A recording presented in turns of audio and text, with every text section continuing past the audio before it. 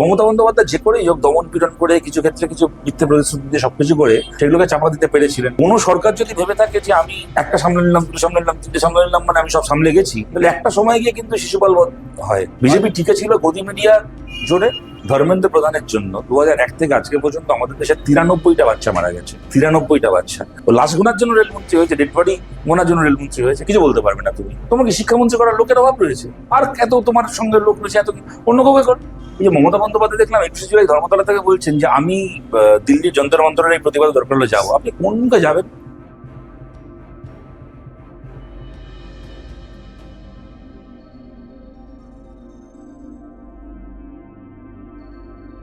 সদরূপ আমাদের দিল্লির রাজপথে সংসদের সামনে, তোমার প্রধানমন্ত্রী বাড়ির সামনে ককরোচ জনতা পার্টির যারা সমর্থক, যারা বিশেষ করে বলতে গেলে যে ভারতবর্ষের যে যুব সম্প্রদায় যারা পড়ুয়া যারা, তারা গিয়ে এখানে বিক্ষোভ ধারাবাহিকভাবে করে যাচ্ছেন। গত 4 দিন 5 দিনের জন্য এক ছবি দেখা যাচ্ছে। এবং শুধু তাই নয়, পুলিশের লাঠির সামনে কেউ কেউ বুক চিতিয়ে দাঁড়িয়ে বলছেন যে আমাকে মারুন প্রয়োজন পড়লে।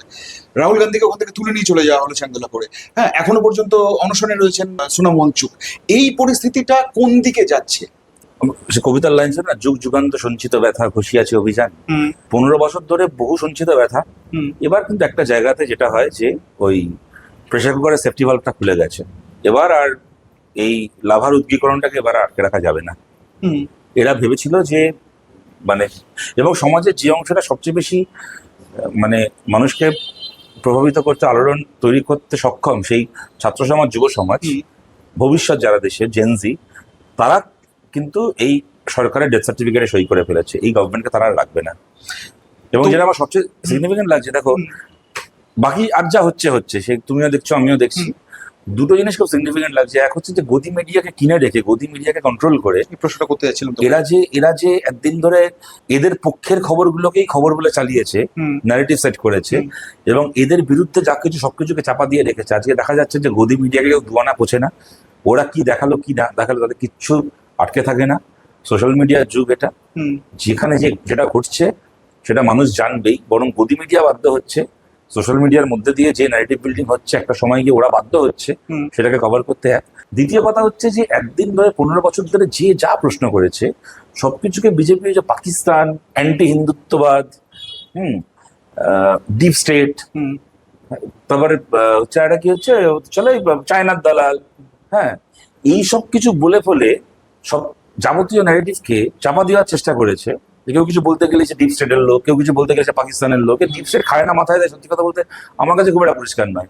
কেউ কিছু বলতে গেলে সে চায়নার লোক, কেউ কিছু বলতে গেলে সে দেশদ্রোহী। কারণ ওদের এই ন্যারেটিভটা না এখন খালি যে বাতিল হয়ে গেছে তাই না, খিল্লি হয়ে গেছে। এখন ওরা কাউকে ডিপ স্টেট বললে, কাউকে দেশদ্রোহী বললে, যে বলে তার দিকে তাকে লোকে হ্যাঁ করে হেসে ফেলে। এটা খিল্লি হয়ে গেছে যে দেশে নাকি একটা শক্তিশালী প্রধানমন্ত্রী আছে। আগে আমরা শুনেছিলাম যে কংগ্রেস সরকার দুর্বল, শক্তিশালী সরকারকে আনার জন্য, শক্তিশালী প্রধানমন্ত্রীকে আনার জন্য মোদীকে ভোট দাও। সে এমন শক্তিশালী প্রধানমন্ত্রী, কোথাকার শ্যামবাজারের শশীবাবু সেও জানে যে ডিপ স্টেট এসব করছে, কোনো গোপনীয়তার ব্যাপার নেই। পটলডাঙ্গার পল্টু এসে বলে দিচ্ছে যে ডিপ স্টেট ভারতের পর সেসব করছে, আর ওখানে মোদী বসে বসে আঙুল চুষছে। তো পটলডাঙ্গার পল্টু আর শ্যামবাজারের শশীবাবু যদি এখন ডিপ স্টেট বুঝে ফেলে কিন্তু মোদী চিন্তা না পারে, তাহলে তাকে কি আমি মানে যোগ্য প্রধানমন্ত্রী বলবো? তাকে কি আমি শক্তিশালী প্রধানমন্ত্রী বলবো?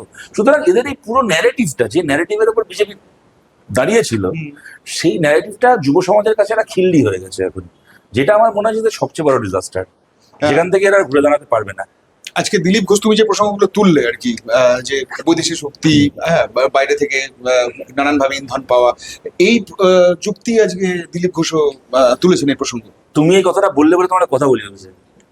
আমি দিলীপ ঘোষের প্রেস কনফারেন্সের ভিডিওটা আমি দেখেছি আজকে, কেমন আমি ওনার সামনে বুমগুলো দেখছিলাম, সাংবাদিকদেরকে দেখতে পাচ্ছিলাম না। আমি একজন সাংবাদিক পুরুষ কণ্ঠে তার প্রশ্নটা শুনলাম, আমি জানি না সেটা কে, সাংবাদিককে দেখা যাচ্ছিল না। প্রশ্নটা হচ্ছে মানে কেন, কথাটা আমার বলতে খারাপ লাগে, কিন্তু কেন গদি মিডিয়ার কিছু গ্রাউন্ড রিপোর্টার ওখানে রিপোর্টিং করতে গিয়ে আওয়াজ খাচ্ছেন, রিপোর্টিং করতে গিয়ে যুব সমাজের কাছে, ছাত্র সমাজের কাছে হ্যাটা হচ্ছে গ্রাউন্ড ওয়ার্ক করতে গিয়ে। খারাপ লাগছে, তারাও ইয়াং প্রফেশনাল, তাদেরকে তাদের মালিক পাঠাচ্ছে, তারা কি করবে? কিন্তু তাদের আজকে এটা হচ্ছে, তার কারণটা হচ্ছে গদি মিডিয়ার নামে কিছু বিজেপির জুতোচাটা দালাল তৈরি হয়েছিল, দিলীপ ঘোষকে প্রশ্নটা যে সাংবাদিক করছেন আমি জানি না সেটা কি, কারণ গলা শুনতে পাচ্ছি কণ্ঠ, দিলীপ ঘোষ কি বলবে, তার প্রশ্ন হচ্ছে এই যে ভারতকে অশান্ত করার জন্য বিদেশি শক্তির মদতে এই যে একটা চক্রান্ত চলছে এই এবং মানে সশস্ত্র একটা সহিংস একটা পরিস্থিতি তৈরি করা আছে দিল্লিতে, এইটাকে ঠেকানোর জন্য কেন্দ্র সরকার কি করবে। আমার মাঝে মধ্যে মনে হচ্ছে ভাই মাইকটা দিলীপ ঘোষের হাতে ধরা, তুই গিয়ে ওখানে বিজেপির হয়ে মাইকটা দে। যে সাংবাদিক প্রশ্ন করছে যে আমি যদি জানতে পারি যে সেটা কে, আমি তাকে বলবো বা আমি দিলীপ ঘোষকে অনুরোধ করবো যে আপনার থেকে অনেক বড় বিজেপি নেতা এই সাংবাদিকটা, আপনার থেকে অনেক বেশি করে বিজেপির লাইন বলতে সক্ষম এই তথাকথিত সাংবাদিক, আপনি দয়া করে বুমটা একটু ধরে দাঁড়ান, আপনি প্রশ্ন করুন আর এই সাংবাদিককে বলুন বিজেপির বয়ানটা ভালো করে বলতে, ও আপনার থেকে ভালো করে, আপনার থেকে নগ্নভাবে, আপনার থেকে নির্লজ্জভাবে বিজেপির হয়ে দালালিটা করতে পারবে। তাও আমি দিলীপ ঘোষেরটাকে আমি দালালি বলবো না, কারণ উনি একটা রাজনৈতিক দলের একজন নেতা কর্মী, তার কাজই হচ্ছে তার দলের কথাটাকে বলা, তার ন্যারেটিভটাকে বলা। সেটা আমি একমত হই কি না হই, ঠিক হোক ভুল হোক, আমার পছন্দ হোক না হোক, সেটা অন্য কথা। উনি ওনার রাজনৈতিক অবস্থান থেকে কাজটা করছেন, কিন্তু সাংবাদিকতার ছদ্মবেশে যারা বিজেপির এই জুতোছাড়া দালালিটা করছে, মাঝে মধ্যে মনে আছে এদের মতো যোগ্য লোকেরা থাকতে অন্য লোকেরা কেন বিজেপির নেতা হয়ে বসে আছে। তোমার কি কোথাও এটা মনে হয় সদরু যে গত 1 মাস নয় হয়তো, মানে পরিস্থিতিটা শুরু হয়েছে না গাঙ্গি, কিন্তু সোনাম ওয়াংচুকের অনশনের সময় থেকে তো ব্যাপারটা মানে হু হু করে বাড়তে শুরু করলো। এই পরিস্থিতি, এই ফেজটাকে যদি ধরি, তোমার কি কোথাও মনে হচ্ছে যে কেন্দ্রীয় সরকার এই ওভারঅল আন্দোলনটার সামনে কার্যত খানিকটা মানে আশঙ্কার জায়গায় বা দোদুল্যমান বা নড়ছে? আমি তোমার একটা কথা বলি, আরজি করে আমাদের অভিজ্ঞতা আছে, মমতা বন্দ্যোপাধ্যায় তার আগে যেহেতু সে চিটফান্ড থেকে শুরু করে অনেকবার এরকম হয়েছিল যে জেনুইন বিক্ষোভ তৈরি হয়েছিল, চিটফান্ড থেকে শুরু করে মনে করো যখন এই পোস্তায় ফ্লাইওভার ভেঙে পড়লো, যখন টেটের কেলেঙ্কারি, এসএসসি কেলেঙ্কারি সামনে এলো, এত কিছু হলো, মমতা বন্দ্যোপাধ্যায় যে করেই হোক দমন পীড়ন করে কিছু ক্ষেত্রে কিছু মিথ্যে প্রতিশ্রুতি দিয়ে সবকিছু করে সেগুলোকে চাপা দিতে পেরেছিলেন। কিছু ক্ষেত্রে দেখা গেল পরবর্তীকালে কিছু সংগঠককে কিনে নিলেন, হ্যাঁ, বিভিন্ন আন্দোলনের নিজের পক্ষে নিয়ে নিলেন, এসব করে এবং পুলিশের ভয়, দমন পীড়ন, জেল খাটানো ওই করা করে সেগুলোকে সাপ্রেস করে দিলেন। করতে করতে ওনার মধ্যে একটা কনফিডেন্স তৈরি হয়ে গেছিল যে কোনো বিক্ষোভকে আমি সাপ্রেস করে ফেলতে পারি, আমি কিনতে পারি। কিন্তু এবং সেটা হলো, কিন্তু 1বার 2বার 3বার 4বারের পরে একটা সময় কি সেটা হলো না, আরজি করের ক্ষেত্রে হলো না। আমার মনে আছে আরজি করের সময় তখন আমি কোনো একটা চ্যানেলে এটা বলেছিলাম যে আমি সত্যি মাঝে মধ্যে না, যখন তার আগে দেখতাম যে বিভিন্ন আন্দোলন হচ্ছে, একটা স্পার্ক তৈরি হচ্ছে, একটা প্রত্যাশা তৈরি হচ্ছে, তখন সেটা একটা সময় গিয়ে সীমিত হয়ে যাচ্ছে, থিতিয়ে যাচ্ছে এবং সরকার সেটাকে সামাল দিয়ে নিজের জায়গায় আবার টিকে থাকছে। মাঝে মধ্যে রাজনৈতিক কর্মী হিসেবে হতাশাও তৈরি হতো যে এত কিছু করেও কি তাহলে কি এদেরকে হারানো যাবে না, এদেরকে পাল্টানো যাবে না, এই অন্যায়টাই চলবে। কিন্তু তারপরে এটা আরজি কর আসলো এবং তারপরে সরকারের যা পরিণতি হলো, এটা কিন্তু আমাদের আবার এই ধারণাটা মানে পুনঃপ্রতিষ্ঠিত হলো। এটা না এই মহাভারতের শিশুপাল বধের মতো।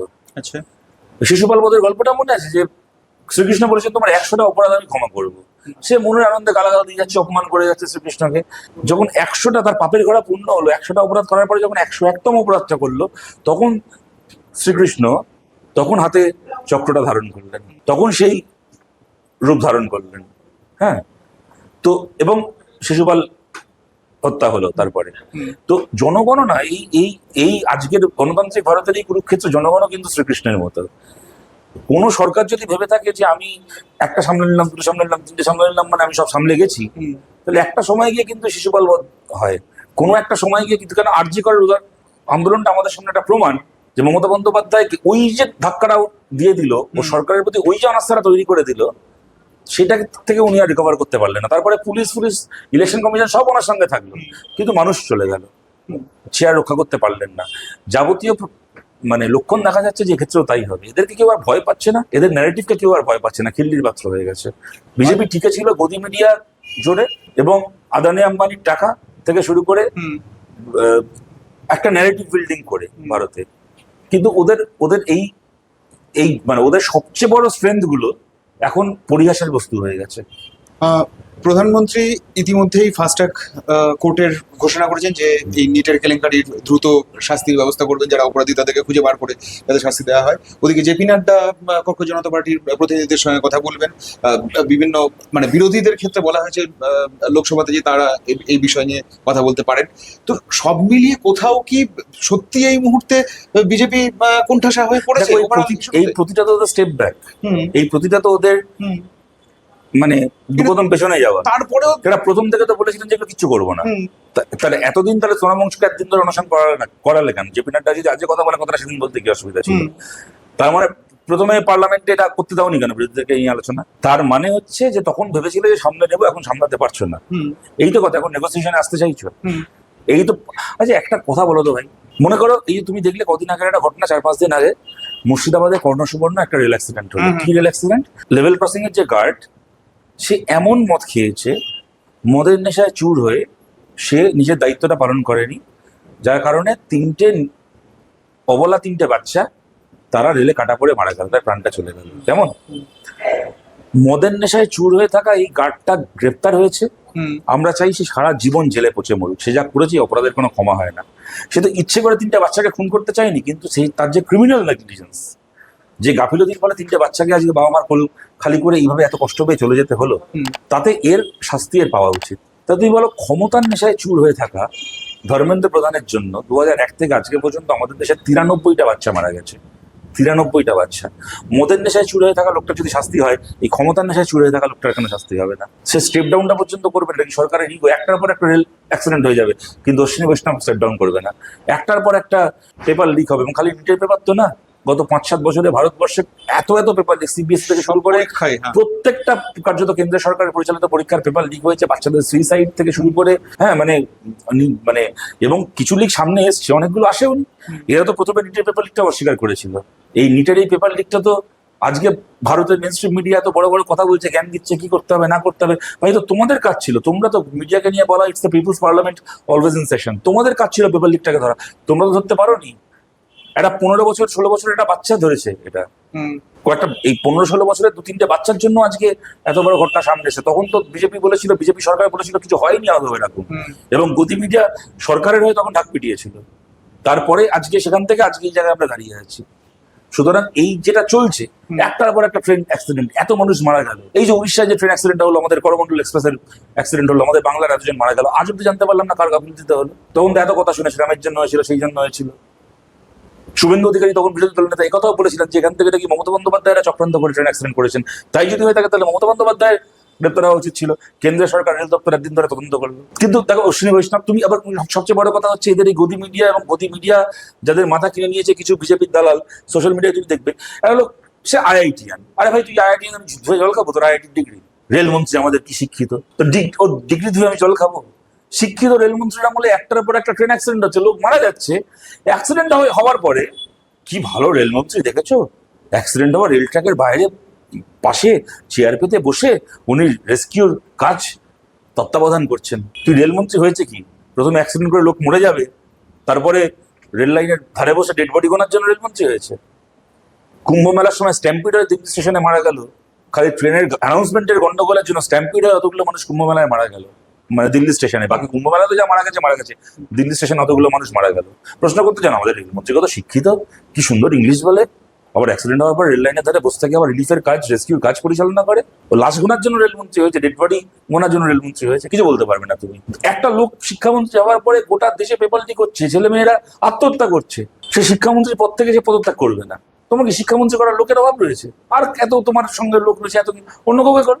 কিন্তু অন্তত পক্ষে কোনো একটা জায়গায় মানুষের এই সেন্টিমেন্টটাকে একটা মর্যাদা দাও, যে হ্যাঁ আপনাদের দাবিটা মেনে আমরা স্টেপ ডাউন করলাম।